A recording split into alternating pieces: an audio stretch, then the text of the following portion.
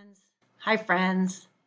I am sitting here at home and doing some work, getting ready actually to head out. And I thought that I would make a video just of me kind of updating you where we're at. Rodney just isn't here right now. And it's been, I think, 2 months since we made a video. So I just wanted to give everybody an update that's following us, that's praying for us, that just that knows our story. Anyway, so we're 2 years into the first time we went to any kind of evaluation. So April 2021. Gosh, I believe it was. Now I'm thinking, yeah, 2021 was our first any kind of evaluation. And he was still working up at that. Rodney was still working, and it wasn't until June. Well, May he took time off, and then June is when we went to see the neurologist in at UC Davis, June 2021, and his final diagnosis was in. Well, he gave me the diagnosis in August, which was of the lumbar puncture, and then officially had the appointment with Rodney and I, and told Rodney in October of 2021. So we're not at that 2-year mark yet, but we are at the 2-year mark where we first started noticing something's going on. And, as you look back and you think about things, you realize that you started to see things before anything we started doing anything testing wise, but you just think it's just forgetfulness. It's just, I would have people tell me all the time, oh, that's just a man. Men forget things, or they're not into the details. And I had people suggest calendars, make a calendar, a whiteboard. I did all of that in the very beginning. I would make notes, and I really tried reminders. And anyway, que sera, that's in the past. So where we're at today, what I notice the most with Rodney is, definitely his speech. He knows what he wants to say, but struggles sometimes getting the word out. And a lot of times, given the opportunity and the time, he'll be able to get that out. But he does a lot with his hands to try to tell me what he's talking about. And I've learned now what he means. And a lot of times I'll just associate it with maybe something he had just finished talking to me about. And I'll just put the two together and say, is this what you're meaning? And yes. Oh, I forgot to say my dogs. Okay. They bark at every little thing, so forgive me for the dog bark. I forgot to say that in the very beginning. Anyway, come here, Mama. So now I got to get my train of thought back. So the aphasia, the primary progressive aphasia, is language-based, and that's where the words aren't coming as quickly or in the way that he wants them to. And I'm sure many of you have been following the news. You heard, Bruce Willis was diagnosed last year, or I don't know how long it's been now, with the primary progressive. Well, he has frontal temporal dementia, which is originally what the neurologist, no, I'm sorry, forgive me, she wasn't a neurologist, the neuropsychologist that did the neuro evaluation on Rodney, that was the first thing she had thought it might be. And anyway, the aphasia is that part where they can't get the words out. So any of you that have spent any time with him at all realize that happens with his words. But what I also notice is when he's having a one-on-one with friends, or he's sitting with me and there's a friend there and we're all just talking, or maybe it's we've had a couple over to dinner or we're somewhere. He does pretty well in getting in the conversation. When he's in a bigger group, he gets a little overwhelmed, and so he's more silent. He doesn't talk as much. Part of that is he doesn't want to say the wrong thing. He doesn't know what to say, and so he will back off a little bit. That's his own decision. He does that on his own. Nobody tells him that. Everybody understands, which I'm very grateful for. So lately, what I've noticed is this has been going on a while, but his motor skills, or someone mentioned muscle memory. So, he may pick up a knife and think it's a fork. Or this happened just last night. I had his dinner for him, and it's in a bowl, and the fork was in the bowl, and I'm noticing that he's looking around, and I said, you doing all right? What's going on? And he was, yeah, and he never got out what he was trying to say, but I just caught on. And I said, you need your fork? And so I just reached over and handed it to him. So even though it was right there in the bowl, he wasn't able to find it. And that happens a lot. Another thing I notice, and I don't know friends that have picked him up and taken him, to lunch or breakfast, if they notice something in his visual when he's looking at you. Many times he will look at you, but sometimes he will look over you. Or I've had times in the house where he's talking to me, but he's looking in the wrong direction. He's thinking that I'm over here. There's times that I need to hand him something, and I go to hand it to him, and he's reaching everywhere but for the item that I'm handing him. Or I'm trying to show him something, and he's looking everywhere but where that item is. And some of you, maybe what that is. From what I have figured out, is whatever those brain receptors are that cause him to see something, those aren't connecting.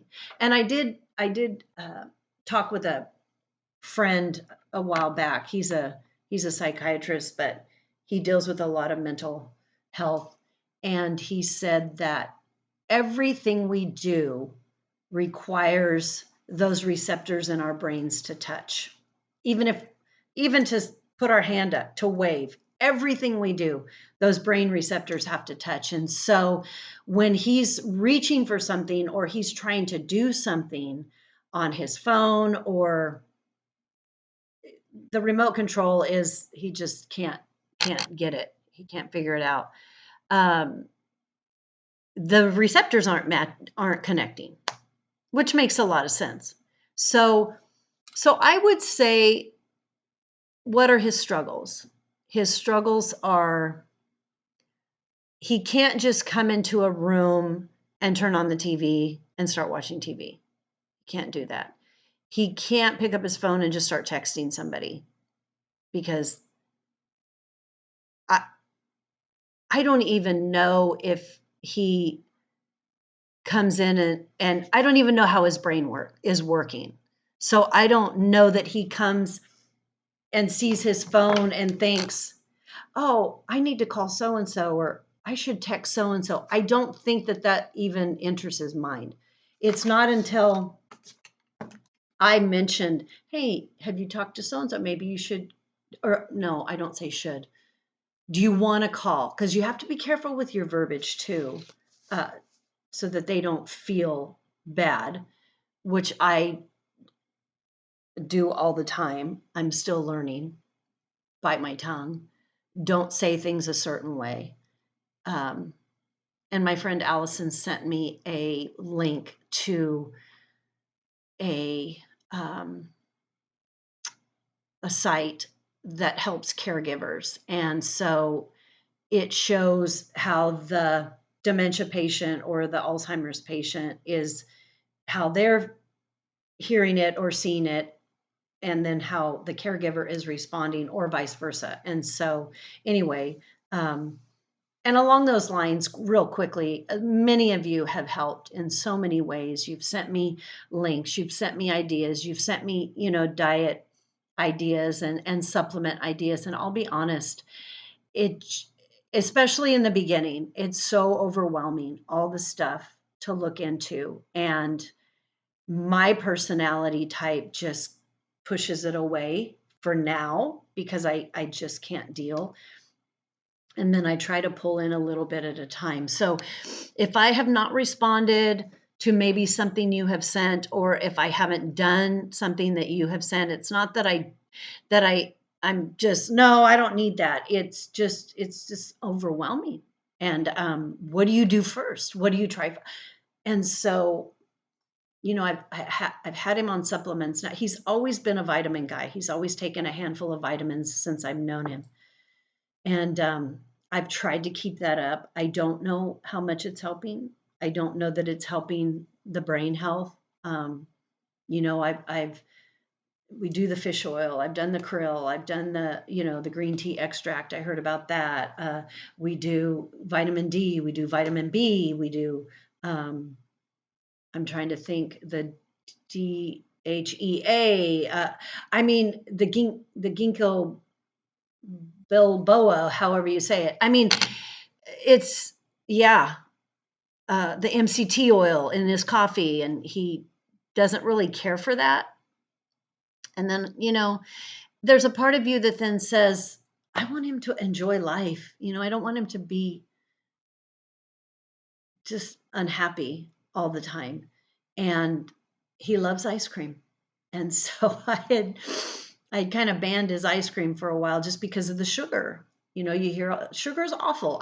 For all of us, it's awful, but he loves ice cream. And so it's like, give the man his ice cream, right? So he gets to have ice cream. He doesn't eat a whole lot. But anyway, I'm going down a rabbit trail here. As far as his behavior, he's a kind and gentle man. He's just so concerned with people and me, and always looking out for the other person. He knows that he struggles. He knows that he can't do things, and that's frustrating for him. For a man that always worked in his yard, always worked in his garage, always was able to just take off and drive wherever, always went to the gym every morning, all that is limited now. Part of it is because he doesn't think to go out and work in the yard. He doesn't think, he has nothing to do in the garage anymore. He can't fiddle with gadgets. He just can't. So even doing his lawn now, his sister's been a godsend. We go out and help him when he's doing and he'll still do the lawn. He nothing like he used to, but he's still doing it. And as long as he can do it, I want him to do it. Doesn't use the blower, doesn't use the edge or the weed eater, nothing like that anymore. Doesn't prune, things like that. But as long as he can mow, he's going to mow. And so that's where we're at. I mean, there's all kinds of stuff that goes on every day that I don't really need to get into. His moods are highs and lows. He never wants to disappoint. So he's always very concerned with me, and if he's upset me and doesn't want to do something wrong. And as much as I try to affirm him and, tell him I love him, I'm not going anywhere, he tells me that he wakes up every day wondering if I'm going to leave. And I tell him every day, I'm not going anywhere. I'm not. And I just have to remind him that quite often. But, you know, this is where we're at today. And he's actually with his sister. They're going to go see his dad. And she, like I said, she's been a godsend. And so I'm going to go and do a few things on my own. But if you think about him, send him, you know, send him a note. He doesn't know how to check his text messages, but I check his phone, and I'll be able to relay it or call him, give him a call. If you can come visit, take him to lunch. He never asks for any of that stuff, ever. He never asks or wonders who is. But that's just more for me getting him to continue to have friendships and be able to talk to people. So anyway, that's an update. I hope I didn't ramble too much. Continued prayers are always needed, and just thank you. Thank you for all your support. And the next time we jump on here, I'll make sure he's on here and he can say hello. But thank you again, and have a great day.